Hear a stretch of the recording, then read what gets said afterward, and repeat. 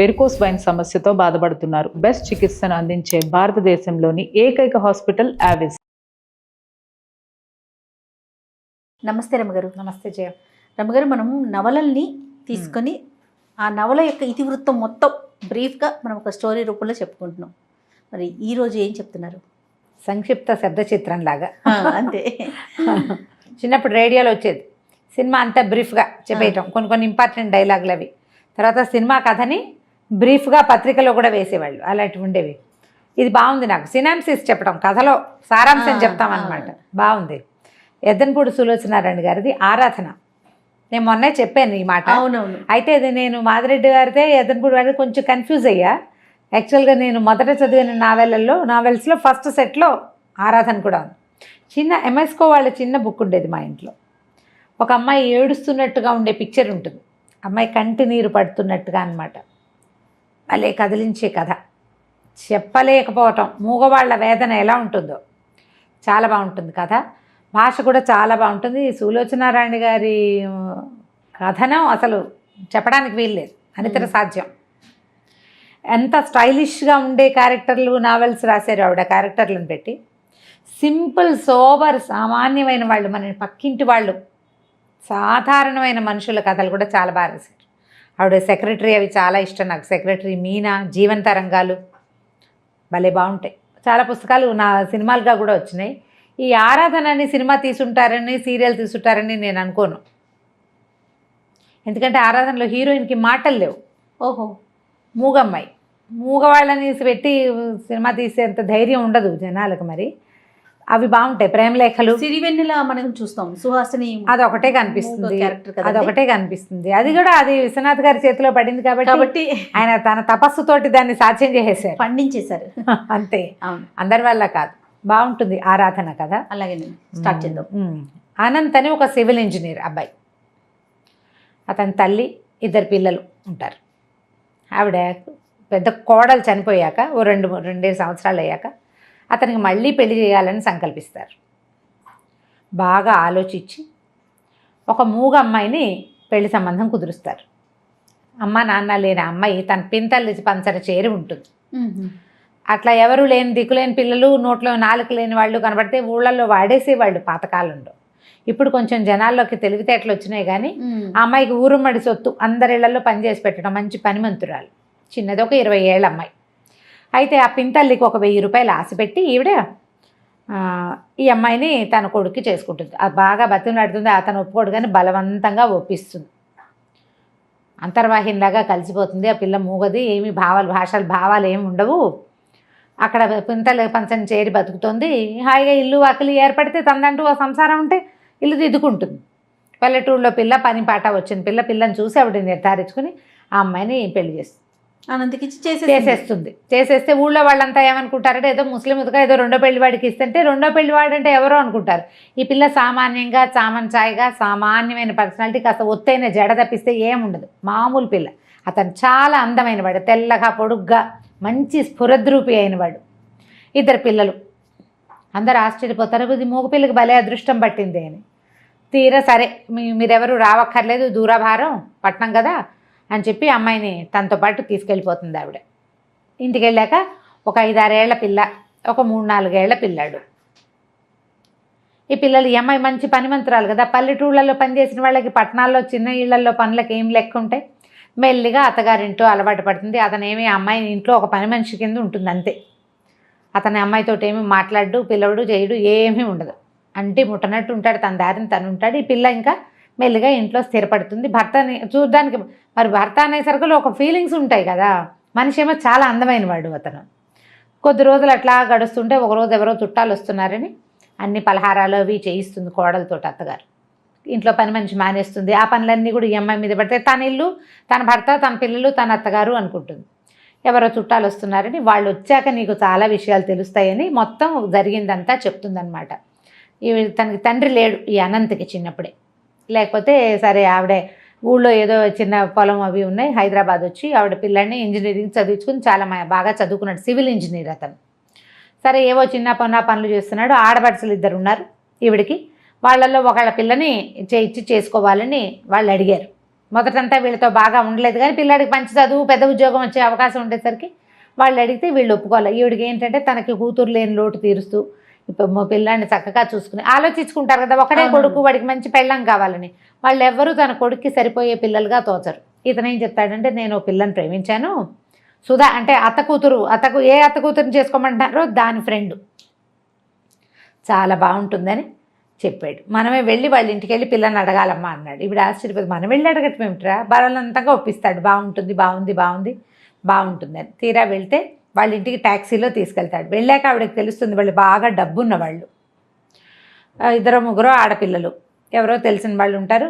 వాళ్ళు ఊరికే హలో అంటారు, కానీ పిల్లేమో బెంగాణి బొమ్మల్లే చాలా అందంగా ఉంటుంది, అపరిమితమైన నాజూకు, బోళ్ళంత ఆస్తిపరులు.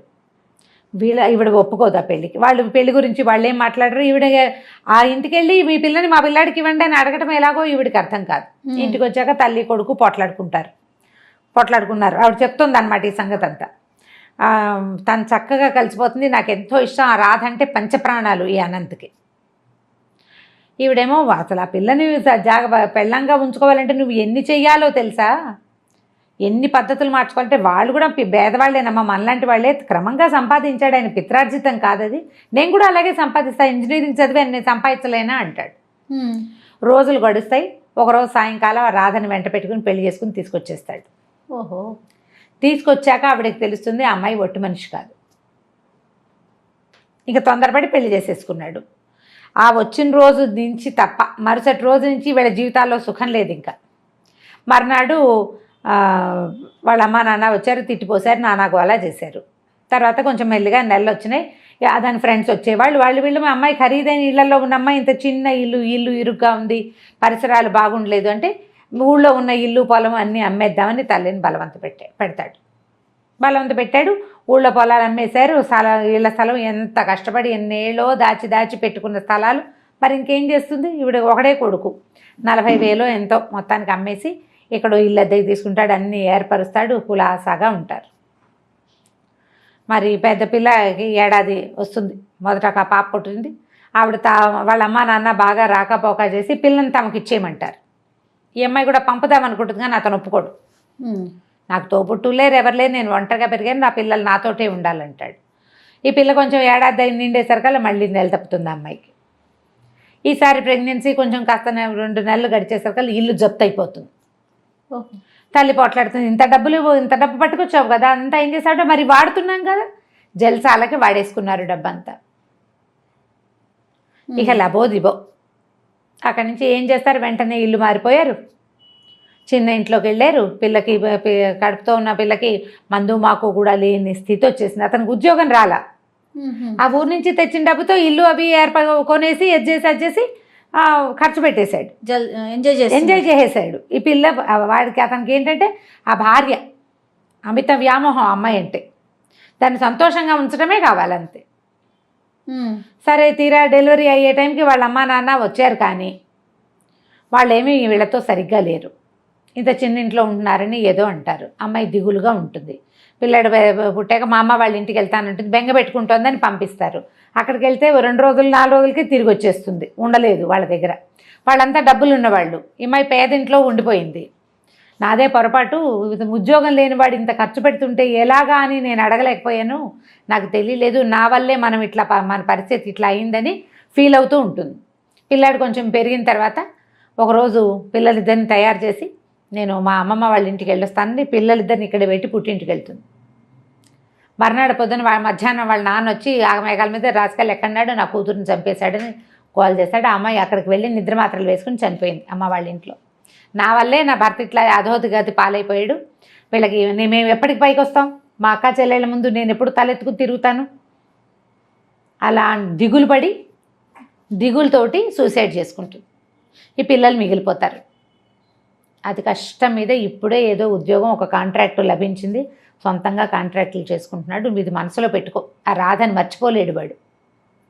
ఆ రాధ ఒక నిర్భాగ్యురాలు, అదే ధైర్యంగా నిలబడ్డం చేతకాక, భర్తను సపోర్ట్ చేయలేక, తొలి కాలంలో తెలివి తక్కువతనంతో, తర్వాత కాలంలో బలహీనతతోటి చచ్చిపోయింది అని కోడలికి విస్తారంగా జరిగింది చెప్తుంది. ఆ భార్య మహాసౌందర్యవతి, పరమనాజుకు, అత్యంతంగా ప్రేమించాడు. ఈ సామాన్యమైన అమ్మాయిని భార్యగా కూడా ఇతను అంగీకరించాడు.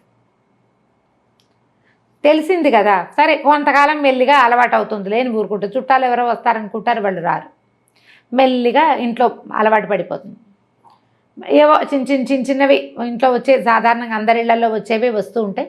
కొంతకాలం అయ్యాక ఈవిడికి ఎక్కడికో వెళ్ళేందుకు అవకాశం వస్తుంది. ఫ్రెండ్స్ ఎవరో ఎక్కడికో వెళ్తున్నారు, మరి వాళ్ళతో పాటు యాత్రలకు వెళ్తానంటుంది. కొంచెం డబ్బులు వస్తున్నాయి వీళ్ళకి, కాస్త పర్వాలా. ఆయన అతను కాంట్రాక్ట్లు చేస్తున్నాడు, ఏదో హోటల్ కాంట్రాక్ట్ ఏదో తీసుకున్నాడు, డిజైన్లు గీసుకుంటూ ఉంటాడు. అయితే ఏమవుతుంది, ఆవిడ ఊరు వెళ్తానంటుంది. అన్నపూర్ణకి ఇదంతా అలవాటైపోయింది. పూర్ణ అమ్మాయి అన్నీ అలవాటైపోయినాయి. పిల్లల్ని చూసుకుంటుంది, పాలపై అవి రాయడం వచ్చు. ఆ అమ్మాయికి చెవులు వినిపిస్తాయి, మాట్లాడడం రాదు, రాసి చేయగలదన్నమాట. సరే వెళ్ళిపోతుంది ఆవిడ ఊరు. ఈ పిల్లల్ని పెట్టుకుని ఈ అమ్మాయి ఉంటుంది. ఒకరోజు ఏదో మేడ మీద పప్పు ఎండబోయటానికి వెళ్తుంది. పప్పులో పిల్లాడు నీళ్లు పోసేస్తాడు ఆటకి. ఎండబోయటానికి వెళ్తుంది. దిగి వచ్చేటప్పుడు అతను కనపడతాడు, సందు చివరి నుంచి భర్త వస్తే అతను మేడ మీద ఉంటే కేకలేస్తాడేమోనని గబగబా దిగిపోతూ చెంగు వదిలించుకుని వచ్చేస్తుంది. పిల్లాడు కష్ట పడిపోతాడు పైనుంచి. వాడి ముక్కు మూతు పగిలిపోతాయి. తెలుస్తుంది బ్లడ్ వచ్చేసింది. సరే ఏదో పౌడర్ రాసి ఏదో చేయబోతుంది. ఈ లోపల తండ్రి వస్తాడు. ఈ పిల్ల ఏం చెప్తుందంటే, పిల్లకి ఈ అమ్మాయి మొహం గిట్టదు. 5-6 ఏళ్ళు వచ్చినాయి కదా, చుట్టుపక్కల ఇళ్లలో పెత్తనాలకు వెళ్తుంది. అది మీ అమ్మ మీ పిన్ని వస్తే మీ నాన్న మీ పిన్ని ఒకటే పోతారు, మిమ్మల్ని బాగా చూడరు, సవితల్లి ఫీలింగ్ ఎక్కిస్తారు దానికి. అదెంతసేపు మూగిపోద్దని దీన్ని అమ్మాయిని అన్నపూర్ణని తిడుతూ ఉంటుంది, ఎక్కిరిస్తుంది పిల్ల. 4-5 ఏళ్ల పిల్లలు అలా బిహేవ్ చేస్తారు. ఆ పిల్ల ఏం చేస్తుంది, నాన్న తమ్ముడు పప్పులో నీళ్ళు పోసాడని పిన్నే తమ్ముడు తోసేసింది అంటుంది. అయ్యో అనేసరికి చెంపకాయ కొడతాడు ఈ అమ్మాయిని. అసలు పిల్లల కోసమే కదా నువ్వు వచ్చావు, వీళ్ళు లేకపోతే నీ మొహం చూడాల్సిన అవసరం కూడా ఉండేది కాదు నాకు అని చెప్పి ఈ పిల్లాడినేమో హాస్పిటల్కి తీసుకెళ్తాడు. ఆ రాత్రంతా భారంగా గడుస్తుంది. మర్నాడు పొద్దున పిల్లాడు మాటలు వచ్చేసిన పిల్లవాడే కదా, వాడు పిన్ని నన్నేం తొయ్యలేదు, నేనే పడిపోయాను చెప్తాడు. ఆ పిన్ని దిగేశాక నేను పడ్డానని చెప్తాడు. పిన్ని అక్కడ లేదా, దిగేసింది. అయినా పిన్ని నన్ను కొట్టదు, పిన్ని మంచిది. అక్కే ఎంతసేపు పిన్నితో ఎక్కిరిస్తుంది, పిన్నితో సరిగ్గా మాట్లాడుతూ అడుగుతాడు కూతుర్ని, అలా ఎందుకు చెప్పావు నువ్వని. ఏమో నాకేం తెలుసు, పప్పులో నీళ్ళు పోసాడు, నేను కేకలేశాను, ఆవిడేం అనలేదు, మూగిది కదా అదేం అందు, పైనుంచి వచ్చింది, వెనకాల వాడు పడ్డాడు, పిన్ని తోసేసింది అనుకున్నా కోపంతో అని చెప్పేస్తుంది. ఇక ఈ భార్యని పాపం అతనికి ఏం చేయాలో తెలీదు, దీనికి మాటలు రావు. ఒకవేళ నేను కాదు అవును అని చెప్పడానికి కూడా అమ్మాయికి చేత కాదు. సరే ఇంకా భార్యను కన్సోల్ చేసి దగ్గరికి తీసుకుంటాడు. మెల్లిగా ఆ అమ్మాయితోటి ఉండటానికి అలవాటు పడిపోతాడు. అమ్మాయి ఎక్స్ప్లాయిట్ చేయడం చేత కాదు, తనకి క్లోజ్గా ఉంటుంది అంతే. ఆ ఊరు నుంచి వచ్చిన తర్వాత అత్తగారికి తెలుస్తుంది వీళ్ళిద్దరూ బాగా క్లోజ్ అయ్యారు, అతను మామూలుగా ఉంటున్నాడు ఈ అమ్మాయితోటి అని. కొద్ది రోజులు గడిచాక ఈ అమ్మాయి ప్రెగ్నెంట్ అవుతుంది. అయ్యేసరికల్లా ప్రెగ్నెన్సీ పనికిరాదనుకుంటారు వీళ్ళకి అన్ని పనులు చేసేయాలి, ఇల్లంతా ఏర్పాటు చేసేయాలి, మంత్రదండ ఉన్నట్టుగా ప్రవర్తించాలి. కానీ వాళ్ళకి హక్కులు ఉండకూడదనే ఒక ధోరణి. ఎవరికి కొడుక్కి కొంచెం ఉంటుంది, అత్తగారికి ఎక్కువ ఉంటుంది. భయాలు వస్తాయి రకరకాలు. ఇప్పుడు ఏదో ఇంట్లో అన్నీ చూసుకుంటోంది, పిల్లలు పుడితే పిల్లల్ని సరిగ్గా చూడదేమో, ఆ భయం ఉంటుంది కదా. అక్కడి నుంచి ఏం చేస్తుంది అత్తగారు, వద్దు ప్రెగ్నెన్సీ, అతను కొంచెం ముందు వెనక ఆడతాడు, ఏమై కాదమ్మా డాక్టర్ దగ్గర తీసుకెళ్ళి నిర్ధారించుకుని ఆ ఒక ఇంజక్షన్తో సరిపెడతామని చెప్పి ఈ అమ్మాయికేమో అదంతా అర్థమైపోతుంది. ఆ పొట్టలో ఉన్న పిల్లే నాది, అమ్మా నాన్న లేరు, భర్త బాగున్నప్పుడు బాగుంటాడు, లేనప్పుడు లేదు. ఆ పిల్లలు ఎప్పుడు పరాయి పిల్లలు, తను ఎంత బాగా చూసినా కూడా. తన పొట్టలో ఉన్న శిశువు తనది, ఆ బేబీని ఉంచుకోవాలనుకుంటుంది. ఇంజక్షన్ చేయించడానికి ఆ డాక్టర్ దగ్గర తీసుకెళ్తాడు, ఇంగ్లీష్లో మాట్లాడతాడు. అంతా అయ్యాక అమ్మాయి ప్రిస్క్రిప్షన్ ప్యాడ్ మీద వద్దు నాకు ఇంజక్షన్ చేయదు, నాకు ఈ పిల్ల కావాలని రాసేస్తుంది. డాక్టర్ ఏమో అది చూసి అతను చెడమడా కేకలేస్తుంది. తెలియకుండా చేస్తే ఎలాగండి, నేను అట్లా చేయను, ఇది ఇల్లీగలు అని చెప్పేసి ఇంటికి తీసుకొచ్చి చెడమడా కేకలేస్తాడు, బాగా కేకలేస్తాడు. నువ్వు వెధవం చేస్తావు, ఇక్కడే చెప్పచ్చు కదా ఆ మాట అంటాడు. ఇక్కడ చెప్పడానికి అత్తగారు అవకాశం ఇవ్వదు. అక్కడికి వెళ్ళాక ఇంకేం అవకాశం, దొరికిన అవకాశం యూజ్ చేస్తుంది అనమాట. దాంతో అతను ఏం చేస్తాడు, ఇక భార్యతో మాట్లాడడం మానేస్తాడు. అత్తగారు అసంబద్ధంగా ఎవడైనా సరిగ్గా ఉండదు. కొంచెం నెలలు వస్తాయి, 4-5 నెలలు అయితే ఏమవుతుంది, అతను ఏదో హోటల్ కట్టే ప్లాన్ వేస్తున్నాడు కదా. ఆ హోటల్ అంతా రెడీ అయ్యాక భార్యని పిల్లల్ని అందరిని తీసుకెళ్తాడు చూపించడానికి, తల్లిని అందరిని తీసుకెళ్ళేసరికి అలా పైకి వెళ్తుంటాడు. వెళ్ళాక ఈ అమ్మాయి కనిపిస్తుంది, వాళ్ళంతా సంతోషంగా ఉన్నారు. నేనే ఏమిటో పరాయి దాన్ని, ఈ పిల్ల మీద వ్యామోహం ఏమిటి నాకు, వీళ్ళకి నేను ఎలాగో పనికిరాను. ఎందుకంటే అతను మాట్లాడలేదు, అమ్మాయి సామాన్యంగా సింపుల్గా ఉంటుంది. అతను మనిషి బాగుంటాడు, పిల్లలు అందంగా ఉంటారు. అత్తగారు తల్లి కొడుకు అతుక్కుని ఉంటారు, వాళ్ళు క్లోజ్ ఎక్కువ తల్లితోటి ముందు నుంచి కూడా. తన మీద తనకే ఒక రకమైన ఇష్టం వస్తుందన్నమాట. ఈ కడుపులో ఉన్న శిశువు మీద కూడా ఆకర్షణ పోతుంది. అంతకుముందంటే ఆ పిల్ల నాకు కావాలనుకుంటుంది కదా, ఏం చేస్తుందంటే ఇక్కడి నుంచి దూకేయాలనుకుంటుంది, మెట్లు లేని వైపుకి కాలు వేసి దిగిపోతుంది,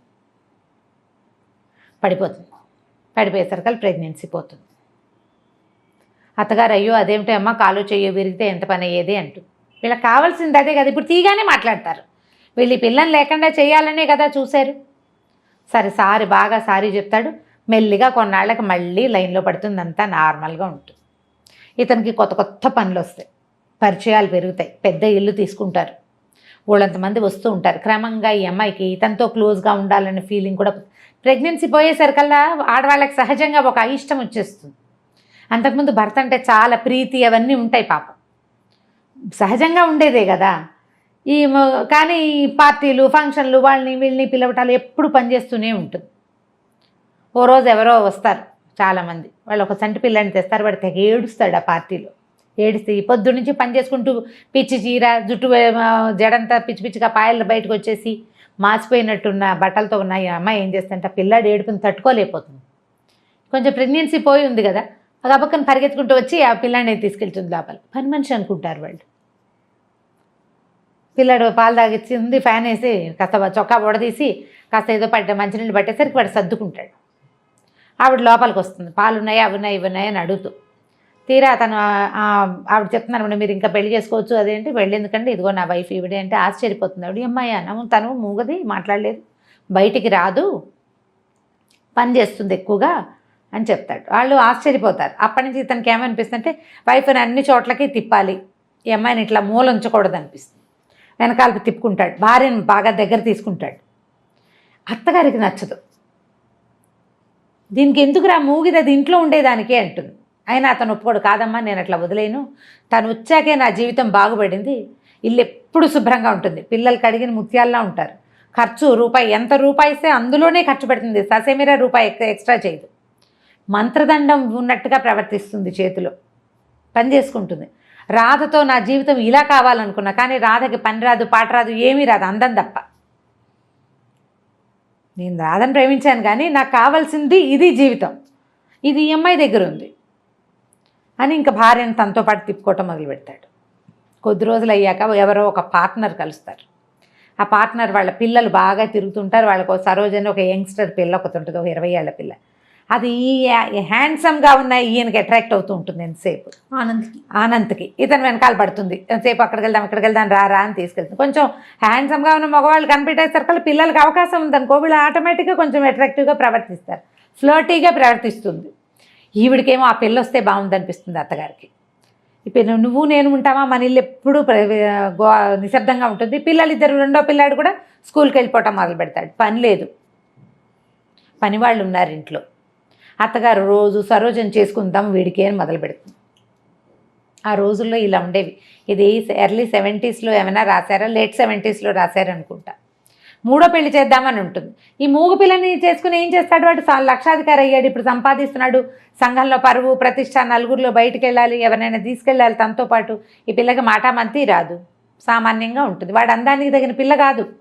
అనవసరంగా తొందరపడి ఈ పిల్లని చేసుకున్నానేమో అనిపిస్తుంది ఆవిడికి. ఆయన పిల్లల్ని పెంచి పెద్ద చేస్తుంది, స్కూల్కి పంపుతుంది, చక్కదిద్దుతుంది, అవన్నీ వేరే, పనికిరాదు, అయినా పనికిరాదు. అయితే ఏమవుతుంది, ఈవిడికి ఎలాగైనా ఈ అమ్మాయిని పంపేసి ఆ సరోజని తెచ్చేసుకుందామని ఉంటుంది. అయితే ఏమవుతుంది, ఇంతలో ఈ అమ్మాయికి ఊరి నుంచి ఉత్తరం వస్తుంది. వాళ్ళ బాబాయ్ రాస్తారు, పింతల్లికి అస్సలు ఒంట్లో బాగోలేదని అన్నపూర్ణని పంపించమంటే అమ్మాయి దొరికింది ఛాన్స్ అని ఈవిడేం చేస్తుంది, ఈ అమ్మాయిని ఊరెళ్ళమంటుంది. అప్పటికే చెప్తుంది సరోజని చేసుకుందాము వీడికి అని. ఆ అమ్మాయికి విరక్తిగా ఉంటుంది, ఏం చేయాలో తెలియదు. ఇవన్నీ చేశాక ఇప్పుడు నన్ను పక్కన నువ్వు ఉండు ఇంట్లోనే, దాన్ని చేసుకుంటాడు సరదాగా అంటుంది. ఆ పూటే అతను అమ్మాయి వచ్చి ఇతన్ని సినిమాకో ఎక్కడికో లాక్కెళ్తుంది. ఈ పిల్ల నేను అన్నపూర్ణని ఊరు తీసుకెళ్తాను, ట్రైన్ ఎక్కిస్తాను, మీరు సినిమాకి వెళ్ళండి అని వాళ్ళని పంపించేస్తుంది. ఈ అమ్మాయికి తన ఎదురుగుండానే భర్త అమ్మాయితో కలిసి కారులో వెళ్తుంటే ఇక వీడు నాకేం దక్కుతాడు అనిపించేస్తుంది, విరక్తి పుట్టేస్తుంది కదా. సరే ఊరు వెళ్ళిపోతుంది. ఊరు వెళ్ళేసరికి అలా కొద్ది రోజులకే ఈ 4 6 పిల్లలు ఉంటారు ఆ పింతల్లికి. బాబాయ్ ఏమో పక్షవాతంతో మంచం మీద ఉన్నాయినా ఆవిడ కాస్త పోతుంది. పిన్ని పోయేసరికల్లా మరి ఆ ఇల్లు భారం ఎవరి మీద పడుతుంది? ఈఎంఐ. ఆ ఇంటికి పెద్దది ఈఎంఐ.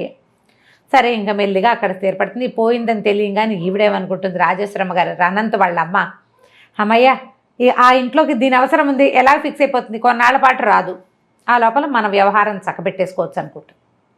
అక్కడి నుంచి వచ్చి 2 రోజులు ఇక్కడ ఉండి మరి 4 చూసి నేను వెళ్ళొస్తాను, కాస్త డబ్బులు ఏవో కోడల చేతిలో పెట్టి ఇక్కడ అన్నీ సర్దుకున్నాకే మెల్లిగా రా, తొందర ఏం లేదు అని కోడల చేత మా భర్త ఇంకో పెళ్లి చేసుకున్నాడు, నాకు అభ్యంతరం లేదని కాగితం మీద సంతకం పెట్టించుకుని పట్టుకెళ్తుంది. అతని పార్ట్నర్ తోటి మాట్లాడితే మీ కోడలు కనుక సంతకం పెడితే మేము పెళ్ళికో రెడీ అని చెప్పారు. వాళ్ళు ఒప్పుకున్నారు. సంతకం పెట్టి ఈ కాగితం నా దగ్గర ఉంటే వాళ్ళు ఒప్పుకుంటారని చెప్పి సైన్ చేయించేసుకుంటారు. ఎన్ని రోజులైనా ఈ అమ్మాయి ఇక్కడి నుంచి కదలకపోయేసరికల్లా బాబాయికి ఆశ్చర్యంగానే ఉంటుంది, ఏమిటి వెళ్ళదు, వాళ్ళ అత్తగారు ఉత్తరం రాయదేమిటి అని. అయితే మెల్లిగా ఏం చేస్తుందంటే ఈ బాబాయ్ గారు మరి ఇంకేం చేస్తారు, ఇల్లు చూసుకోవాలిగా, ఆయన ఏమో ట్యూషన్లు చెప్పడం మొదలు పెడతాడు. ఈ అమ్మాయి ఏమో ఈ పిల్లలకి వెనకాల దొడ్డంతా బాగు చేసి కూరగాయలు వేయిస్తుంది, బట్టలు కుట్టించి నలుగురికి ఊళ్ళో. మరి వీళ్ళకి డబ్బులు ఎక్కడి నుంచి వస్తాయి పాపం? అంతకుముందు పిన్ని ఏదో చేసేది. మెల్లిగా పిల్లల్ని ఇల్లు సంసారం అక్కడ దిద్దింది కదా, ఇక్కడ కూడా దిద్దడం మొదలు పెడుతుంది. మొదలు పెట్టేసరికల్లా ఉత్తరం గిత్తరం ఏం రాదు. బాబాయ్ నిలదీసి అడుగుతాడు, ఏమిటమ్మా మీ ఆయన ఉత్తరం రాయలా, మా అత్తగారు ఉత్తరం రాయలేదంటే, బాబాయ్ ఇంక నేను వెళ్ళను, మా అత్తగారి ఈ ప్లాన్లో ఉంది, నా శక్తి ఉన్నంత వరకు నీ ఇల్లు కాపాడుతాను, నీతో పాటు నన్ను ఉండనివ్వని. ఆయన ఆశ్చర్యపోతాడు, ఏం చేయాలో అర్థం కాదు. ఊళ్ళో వాళ్ళకు కూడా అంతకుముందు చాలా అందమైన మొగుడు, మంచి ఇంజనీరు, అత్తగారు కూడా శుభ్రంగా ఉంది, అమ్మాయి వెళ్ళిపోతుంది అనుకుంటారు. వెళ్ళకపోయేసరికి వాళ్ళకి అనుమానంగానే ఉంటుంది, ఏమిట్రా వెళ్ళటం లేదు, వాళ్ళు ఉత్తరాలు రాయట్లేదు, ఉత్తరం వచ్చినట్టు ఊళ్ళో తెలిసిపోతుంది పల్లెటూళ్ళలో. సరే సడన్గా ఒకరోజు ఇంకా అయిపోయి ఉంటుంది పెళ్ళి అనుకుంటుంది. ఆవిడ ఉత్తరం రాస్తుంది అత్తగారు ఒకసారి వాళ్ళ మేనమావలతో మాట్లాడామని, సింపుల్గా ఇంట్లోనే పెళ్లి చేయదలుచుకున్నామని, అంతా అయ్యాక ఇక్కడంతా సర్దుబాటు అయ్యాక ఉత్తరం రాస్తాను, వీలు చూసుకుని వచ్చేద్దుగానని రాస్తుంది. కోడల్ని వదలదు ఆవిడ, ఈ పని చేయడానికి కావాలి కదా, ఆ ఇల్లు దిద్దడానికి ఈ అమ్మాయి కావాలి. ఆ అమ్మాయి సరదాగా చిన్నపిల్ల, దానికేమొచ్చు ఈ పనులన్నీ? ఇల్లు వాకిలు చూడడం అంటే చిన్నపిల్లల వల్ల కాదు కదా, గడిగట్టిన వాళ్ళు కావాలి. ఉత్తరం రాయిస్తానని రాస్తుంది. ఆ ఉత్తరం తీసి బాబాయ్ చేతులు పడుతుంది, ఇదిగో ఇది నా పరిస్థితి అని. ఇక మెల్లిగా ఊళ్ళో స్థిరపడుతుంది, బట్టలు కత్తిరించడాలు, అవి ఇవి జాకెట్లు కుట్టడాలు, అమ్మాయికి వచ్చిన పనులు. మెల్లిగా దొడ్డి వాకిలి ఏర్పరిచి చిన్నపిల్లల్ని స్కూల్కి పంపించి పెద్ద పిల్లల్ని స్కూల్ మానిపించి తనతో ఉంచుకొని వంట పని నేర్పించి ఏదో తంటాలు పడుతూ ఉంటుంది. సడన్గా ఓ రోజు టెలిగ్రామ్ వస్తుంది. ఆయన మా బాబాయ్ అంటాడు, పూర్ణ ఏమిటమ్మా అట్లా అన్నావు, మీ ఆయన నేను పంపించమని ఉత్తరం టెలిగ్రామ్ పంపించాడమ్మా చూడు అంటే. అమ్మ ఏమనుకుంటుందంటే వాళ్ళకి ఏవో పిల్లలకు ఒంట్లో బాగుండలేదని ఇచ్చాడు టెలిగ్రాము, చిన్నపిల్ల దానివల్ల కాదు, అత్తగారు పెద్దది ఆవిడ వల్ల కాదు, అందుకని నన్ను పిలుస్తున్నారు వీళ్ళు, నేను వెళ్ళనని వేసుకుంటాను. 4 రోజుల తర్వాత ఉత్తరం వస్తుంది. ఈయనకే రాస్తాడు, రంగనాథం గారు నేను అనంతని మా అమ్మ తీర్థయాత్రలకు వెళ్ళింది, పిల్లలకి తీవ్రమైన అనారోగ్యం, బాబు దక్కేలాగా లేడు, పూర్ణని పంపించండి, నేను ఒక్కడిని చూసుకోలేకపోతున్నాను, నాకు చాలా పని ఒత్తిడి, పిల్లలకి జ్వరాలు అని రాసేసరికి ఇక ఆగలేకపోతుంది. ఆ పిల్లాడంటే చాలా ముద్దు, పెంచిన మమకారం ఉంటుంది కదా. సరే అక్కడి నుంచి ఈ అమ్మాయి వస్తుందని వాళ్ళకి తెలియదు కదా, రైల్వే స్టేషన్కి దగ్గరే, స్టేషన్ నుంచి ఇంటికి వెళ్ళటం తెలుసు తనకి. స్టేషన్ నుంచి ఇంటికి వెళ్ళేసరికల్లా డాక్టరు భర్త ఎదురుపడతారు ఇంట్లో నుంచి వస్తూ. ఈ అమ్మాయిని చూస్తూనే ఆశ్చర్యపోతాడు, ఎవరొచ్చారు ఎలా వచ్చావు అంటే ఏం మాట్లాడదు. సరే అని దారిస్తాడు, లోపలికి వెళ్తుంది. ఇల్లు నేను వదిలిని పెట్టిన ఇల్లేనా ఇది అని ఆశ్చర్యపోతుంది. ఇల్లంతా మురికి కూపం, అత్తగారు ఇట్లా ఉన్న ఇల్లు ఎలా వదిలిపెట్టి వెళ్ళిపోయిందో అర్థం కాదు అమ్మాయికి. పిల్లలు మంచాల మీద ఉన్నారు, మంచాన్ని బంతిలా ఉండే పిల్లాడు బల్లిలాగా మంచానికి అతుక్కుపోయి కనిపిస్తాడు.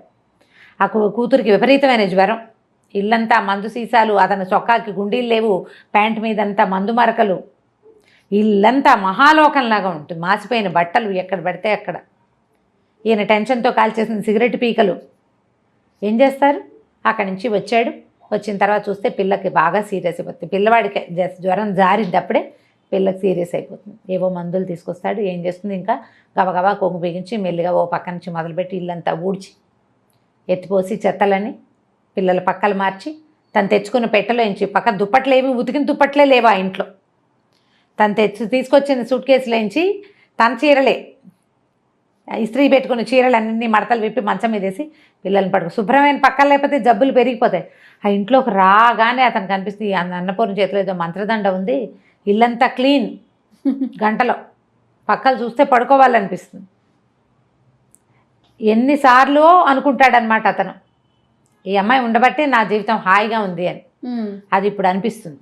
సరే పిల్లవాడికి ఏదో ఎప్పటికీ ఎన్ని రోజులు తిండి పెడితే వాడు కోలుకుంటాడు. ఈ పిల్ల కాస్త బాగా దిగినాసి వెళ్ళిపోతుంది. ఒళ్ళు వెచ్చబడితే బతుకుతుంది, లేకపోతే లేదు.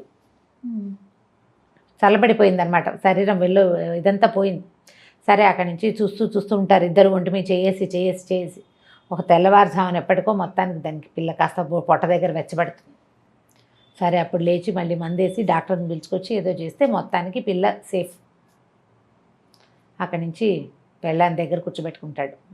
నువ్వు ఎందుకు వెళ్ళిపోయావు? ఎవరికైనా మంచి వాళ్ళకి అన్యాయం చేస్తే అది మనకే కొడుతుంది. నేను నీకు చేసిన అన్యాయం, నీ గర్భంలో ఉన్న శిశువుని చంపేద్దామని ప్రయత్నం చేసి ఎంత పొరపాటు చేశానో, పిల్లాడికి అనారోగ్యం వచ్చి వాడు తలకిందులు అయిపోయినప్పుడు నాకు నువ్వే గుర్తొచ్చావు. నీ పట్ల చాలా అనుచితంగా ప్రవర్తించాను నేను. మా అమ్మ ఏమో ఇప్పుడు కొత్తగా ఇంకోటి మొదలుపెట్టింది. ఆ సరోజని నన్ను పెళ్లి చేసుకోమంటుంది. నాకు అలాంటి పెళ్ళాం అక్కర్లేదు. రాధని నేను చాలా ప్రేమించాను, కానీ నాకు రాధతో నాకు కావాల్సిన జీవితం అయితే లభించలే. అది నీ దగ్గరే లభించింది. నువ్వు ఉండటం వల్లే నేను హాయిగా ఉన్నాను. ఎంత పని చేసి వచ్చినా ఇంటికి వచ్చేసరికల్లా తెల్లటి పక్కలు, వేడి నీళ్ళు, శుభ్రమైన భోజనం, అంతకంటే ఏం కావాలి జీవితానికి? చాలా శ్రమపడి వచ్చిన వాడికి అదే కావాలి.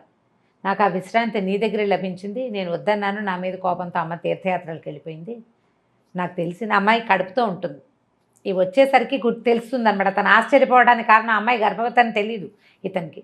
లేత నెలల్లోనే వెళ్ళిపోతుంది. 4-5 నెలలు గడిచిపోయినాయి కదా, వెళ్ళిపోయి కొంచెం పొట్ట ఎత్తుగా కనపడితే ఇతనికి తెలుస్తుంది అనమాట. అప్పుడు నువ్వు ఇక్కడే ఉండిపో, నువ్వు ఇలాంటి ప్రయత్నం చేయొద్దు, నువ్వు నాతో పాటే ఉండు, నువ్వు లేనిదే నేను ఉండలేను అసలు. నేను రాధ వెళ్ళిపోయినా భరించగలిగాను, నువ్వు లేకపోతే నువ్వు ఉండటం నా వల్ల కాదని చెప్పేస్తాడు. ఏం సమాధానం చెప్తుంది అమ్మాయి? ఏంటి బోల్డని అనుమానాలు వస్తాయి. వీళ్ళకి తను అక్కర్లేదు అని తెలుస్తూ ఉంటుంది ప్రతిసారి. ఇప్పుడు తనే కావాలని అర్థమైంది కదా, ఇప్పుడు మాటలు లేవన్నమాట. ఇంకా ఇదే లాస్ట్ సీన్.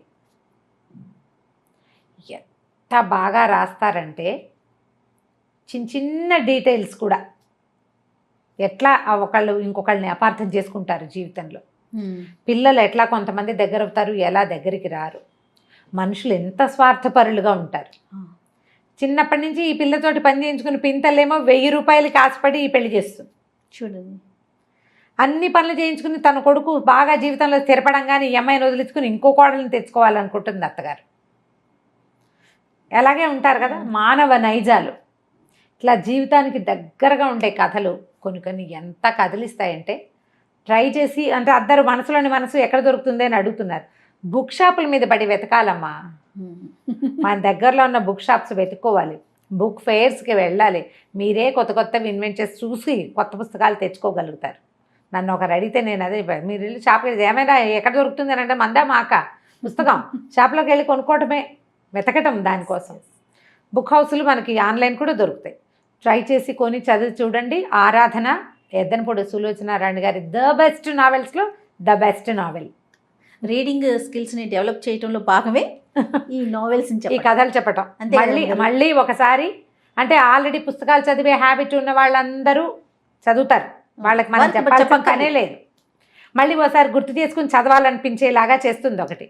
అసలు పుస్తకాలు చదవటం అలవాట్లేదు, ఏదో చిన్న కథలు చదివే అలవాటు ఉన్న వాళ్ళకి మన ముందు కూడా ఇంత అత్యద్భుతమైన రచనలు ఉన్నాయి, జీవితానికి ఇంత దగ్గరగా ఉండే కథలు ఉన్నాయి, ఎన్ని మలుపులో చూడండి తెలియజేయటమే మన ఈ ప్రోగ్రాం యొక్క ఉద్దేశం. పుస్తకాలు కొనండి, చదవండి, గిఫ్ట్ చేయండి ఎవరికైనా. మీ అంతటా మీరు చదివితే ఉండే సంతోషం ఏమిటో చదివి తెలుసుకోండి. తప్పకుండా రమ్మ గారు. నమస్తే. నమస్తే.